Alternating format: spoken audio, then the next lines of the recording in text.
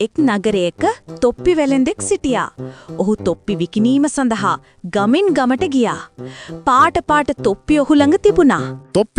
තොප්පි හරි ලාභෙට පාට තොප්පි. එය උණුසුම් ගිම්හාන දිනයක් වුණු අතර ඒ දවස ඉතා උණුසුම් වුණා. ඔහු වෙහෙසටපත් වුණා. විවේකයක් ලබා ගැනීම සඳහා තොප්පි වෙළඳා සෙවණ සහිත ගසක් යට වාඩි වුණා. ඉක්මනින්ම ඔහු ගසේ සෙවණැල්ල යට නින්දට වැටුණා. බොහෝ වඳුරන් එම ගස මත ජීවත් වුණා.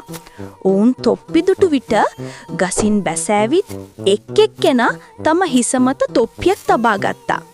ඉන්පසු ඔවුන් නැවතත් ගසට නැග්ගා. තොප්පි වෙළෙන්දා ටික වේලාවකට පසු අවදි වුණා. ඔහුගේ තොප්පි අතුරුදහන් වී ඇති බව ඔහුට පෙනී ගියා. අහම්බෙන් ඔහු ඉහළ බැලූ විට ඔහුගේ තොප්පි පැලඳ සිටින වඳුරන් දුටුවා. ඔහු තම තොප්පි ආපසු ලබා ගැනීමට උපරිම උත්සාහයක් ගත්තා. නමුත් ඔහුගේ සියලු උත්සාහයන් අසාර්ථක වුණා. අනේ මගේ තොප්පි ටික දුන්නොත් හොඳයි. අයියෝ මම දැන් මොකද කරන්නේ? හදිසියෙම ඔහුගේ මනසට අදහසක් ඇති වුණා. ඔහු තමාගේම තොප්පිය ගලවා බිම හෙළුවා. වඳුරන් අනුකරණය කරන්නන් නිසා ඉසේම කළා. තමන්ගේ තොප්පි ගලවා බිමට විසි කළා. තොප්පි වෙළෙන්ද ඔහුගේ සියලු තොප්පි එකතු කර සතුටින් නැවතත් තොප්පි විකිණීමට පිටත් වුණා.